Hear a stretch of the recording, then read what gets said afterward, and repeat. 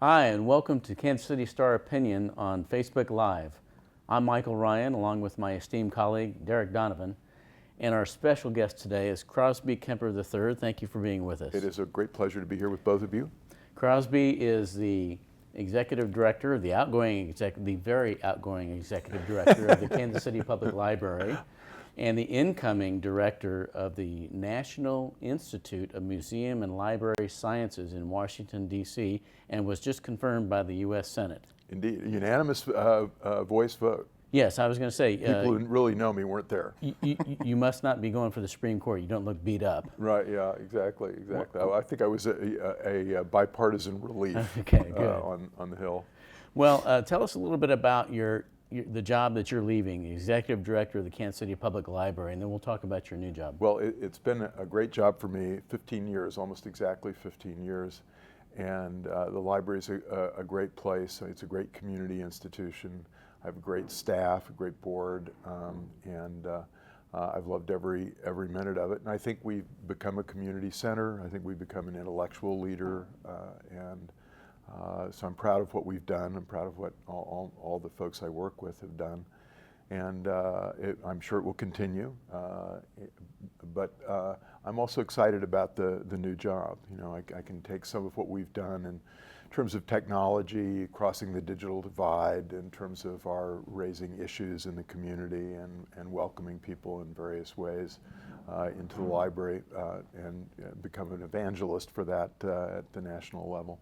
So tell us a little bit more about that new role. What does the agency do, and what will you be doing in order to try to move them forward? So we would compare as an agency to the NEA and the NEH, the National Endowments, and to the Corporation for Public Broadcasting as an independent agency of the federal government.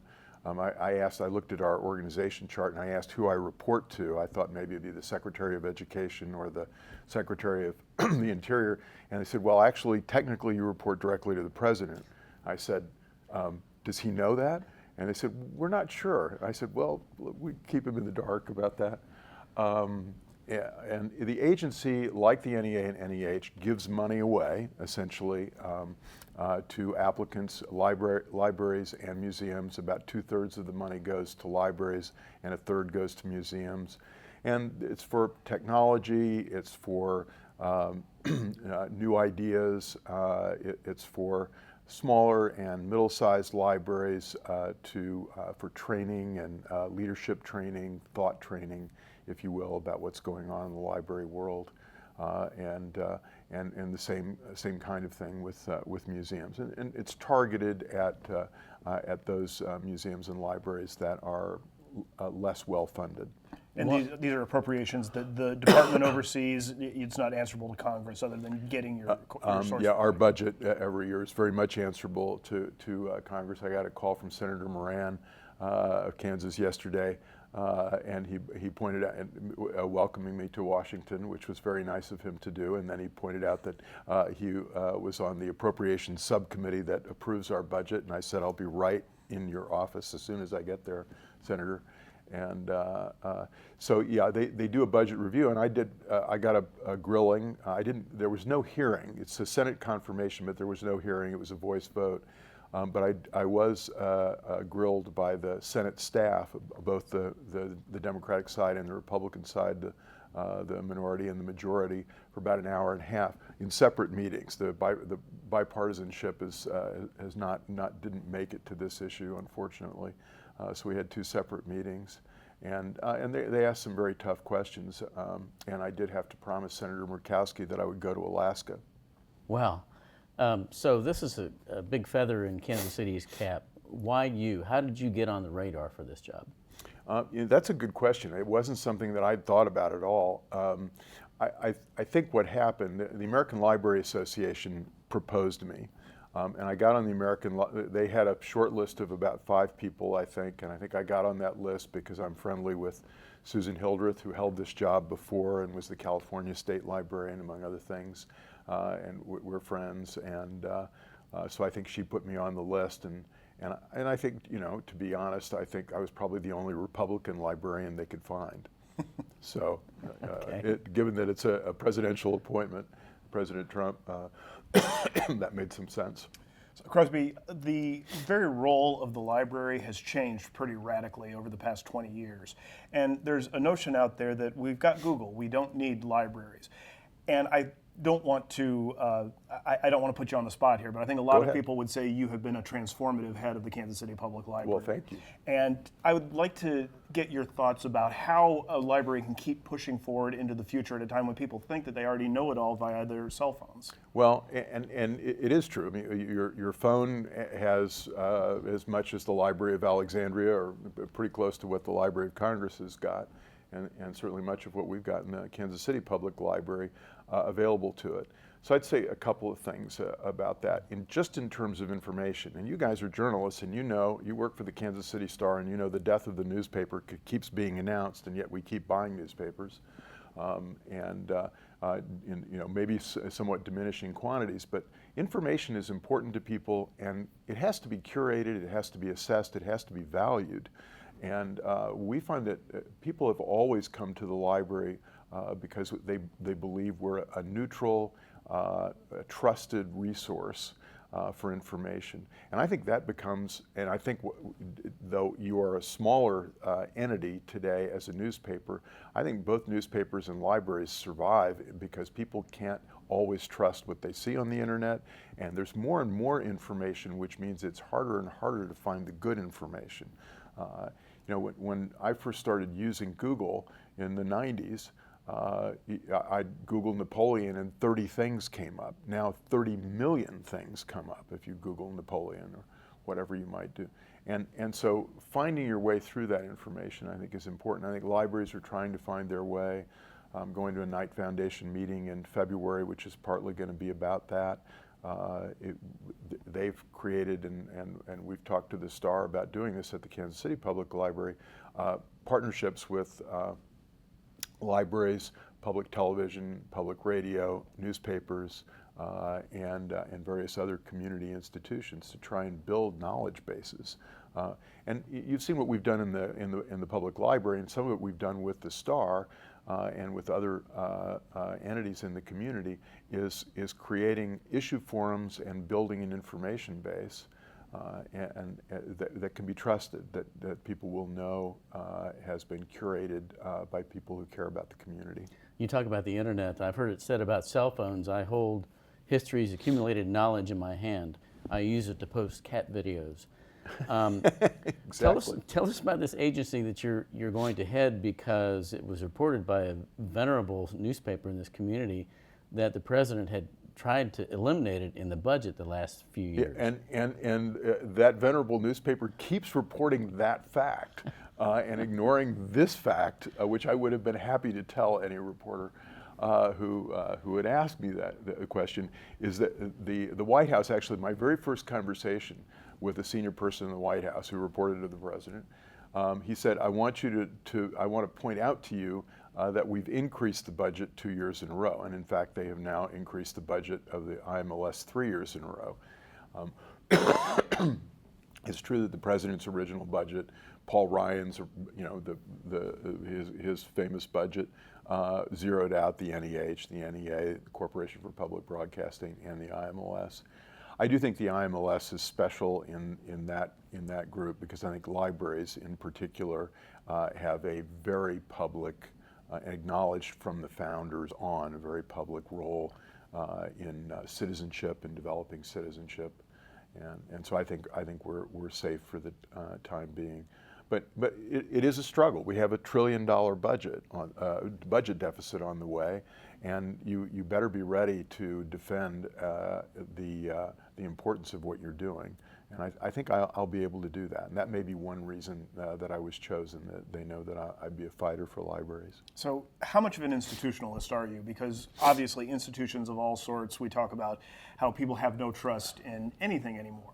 Well, number one, besides that being true, it's also true that there are a couple of institutions out there that are trusted. Libraries, Pew Research shows this, libraries are probably the most trusted institution in America today, and we still have very, very high rankings. Now, trust and importance or relevance are two different subjects, and the relevance of libraries has been under question. Just what you said about Google replacing us. Sergey Brin actually said to Tom Friedman in his book, The World is Flat, said, I grew up in libraries, but it's my job and my goal to put libraries out of business. Of course, our relevance, it's interesting, Google Fiber came to Kansas City and our relevance increased. We were one of the leaders in figuring out and helping Google figure out, which they didn't know when they came to Kansas City, what the digital divide is. You know, that technology is actually increasing some of the gaps, the achievement gaps, the income gaps, the education gaps in our community. And that's happening in the digital world as well as in other things that we do. And we pointed that out to Google. We developed a program, the first in the country, to cross the digital divide. We became a leader. It's one reason I'm taking this role, is we became a leader nationally in this. I became the chair of Shelby Schools Healthcare Libraries and Broadband, a coalition that advocates for crossing the digital divide for anchor institution for schools and hospitals and libraries. And I think the truth of the matter is that there are a whole lot of people in our community who need help in navigating the new universe, the online universe, the universe of technology. To apply for a job, every job today requires an online application. Virtually every job demands that. You do your homework online now. If you're in school, you communicate with your teachers online. The healthcare information is available online. We're beginning a regime of testing people and doing clinical investigation of people online. And so the digital world is developing as not just an add-on in our lives, but as a necessity in our lives. And a lot of people don't have access. If they do have access, they don't know how to use it. And the library is a great curator for them. I'd be interested in knowing, you said that the Senate staffers had some tough questions for you, maybe an example of one. And in addition, I'd like to know, what are the 2 or 3 things you'd like to accomplish in your term? Well, there are some of the usual questions about diversity, race, the identity politics that we're all involved in. There are questions about that. And questions about developing the diversity in libraries, and particularly in museums. Museums have a harder time. You may have seen that the Metropolitan Museum appointed its first African American curator in the last few weeks, and that was pointed out to me. And so diversity is one of the tougher questions, because there's a pipeline question there. You know, our kids, we had a program with Cristo Rey at one point, a work-study program with them to have interns in the library and try and develop an interest. They were mainly Hispanic kids in librarianship, and I'm not sure we were very successful with that, but we tried. So that's the kind of tough question that I was asked. What I want to do at the IMLS is a number of things. One of the things that's an immediate agenda item for us is what happens with electronic books and electronic information right now. Pricing of electronic books from publishers has been squeezing libraries in a big way, so I think we need to work with them. But the larger issue of how we get things electronically to the largest possible public, and particularly those people who don't have access, I think is a major question, and I'll be looking at that. But I think the largest question and the place I'd like to have an effect, and this is a large idea, is libraries and citizenship, libraries and democracy. We're very divided in the country right now, and I'd like to do something that concentrates us on what should unite us, the founding principles of the country, and things that we can all agree we need to work on, things that need improvement, but that are the kind of improvements that the founders would have wanted us to have, and that as good citizens we all want. The thing that is the most moving thing that we do in the Kansas City Public Library is our Naturalization Ceremony, where people become citizens. And we have these events where 60 or 70 people from as many as 130 countries. We've actually had one with 130 countries represented, and that's extraordinary.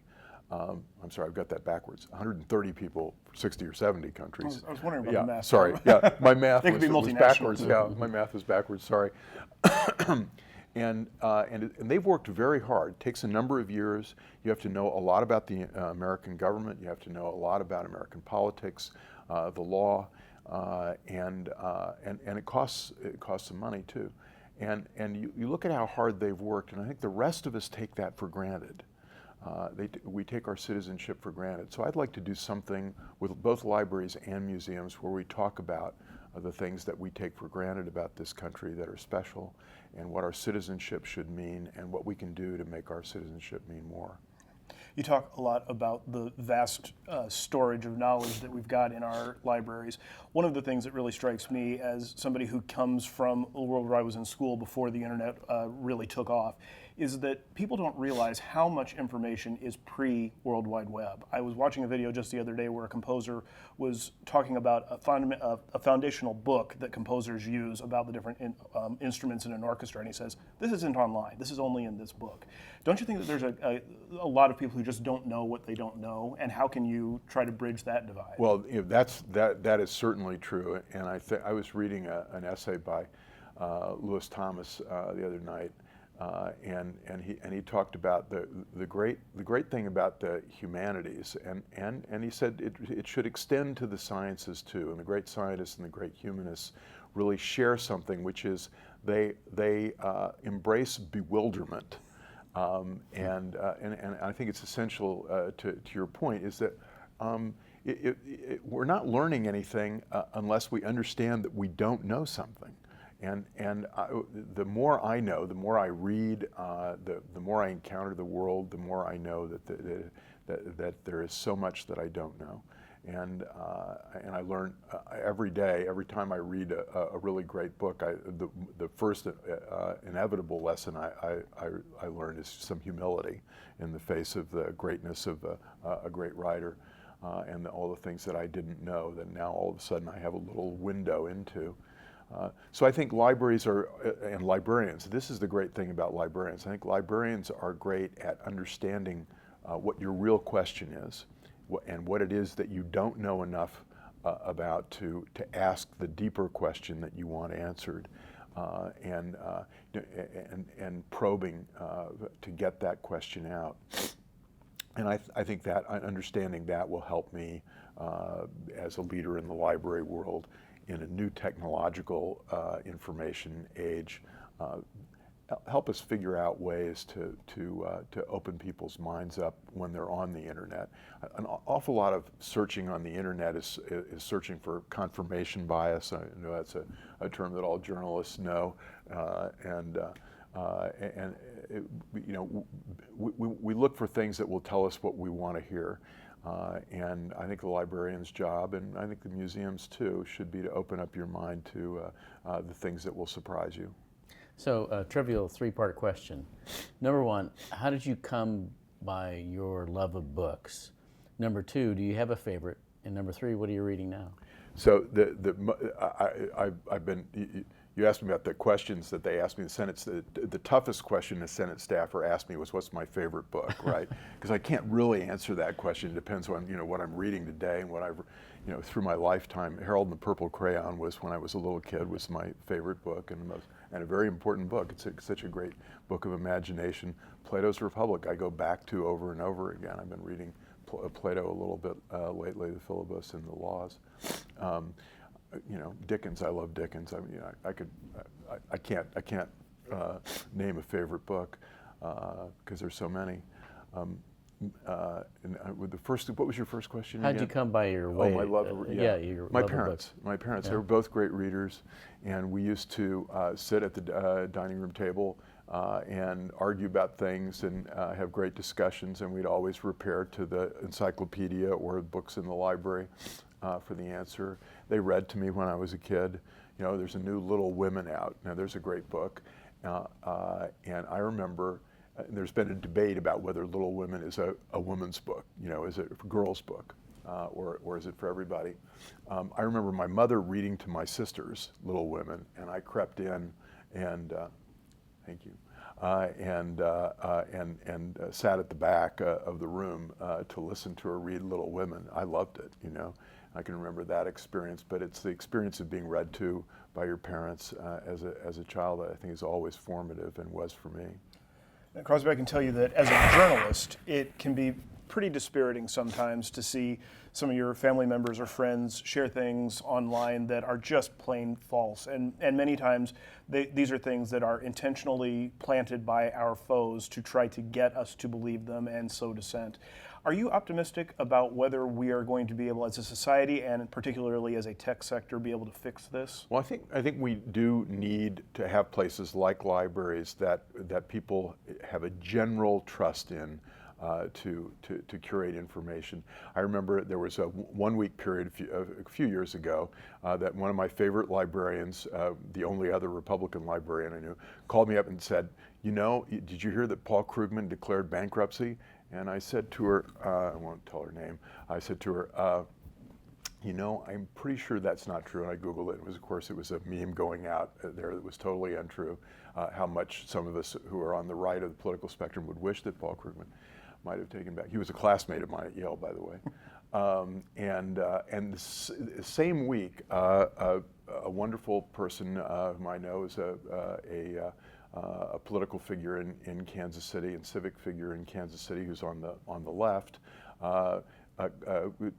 sent me an email saying, "Did you hear that?" Oh shoot, I'm blanking on her name.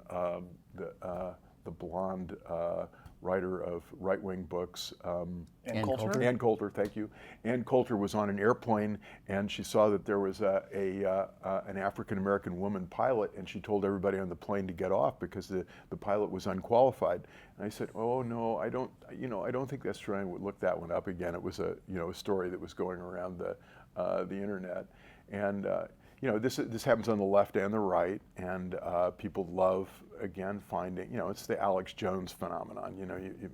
I had the Newtown thing sent to me by probably half a dozen people at one point when Alex Jones said this is all a creation of the anti-Second Amendment people, and we need, and we all need to flag those things whenever we can, and tell people how false they are. And I've got a lot of friends who just believe anything that they see that confirms their own bias on the internet. But I think libraries can play a role in that. The Knight Foundation's been working on that, and others have. And some of these fake videos and whatnot, they're ways to find out they're fake, and to call folks on libraries are working on that, on having that technology available. So yeah, I think we can help. Well, I think we'll go ahead and end it there. We can go on, but we'll go ahead and end it and say thank you very much for watching. This is the Kansas City Star Opinion on Facebook Live. On behalf of my colleague Derek Donovan, I'm Michael Ryan with our guest Crosby Kemper III, the outgoing executive director of the Kansas City Public Library, and the incoming director on 4-year loan to the Institute of Museum and Library Sciences in Washington, D.C., and if they don't return you on time, there will be a fine. Yeah, absolutely. Right. I shall return. All right. Good luck to you. Thank you. Thank you, and keep reading.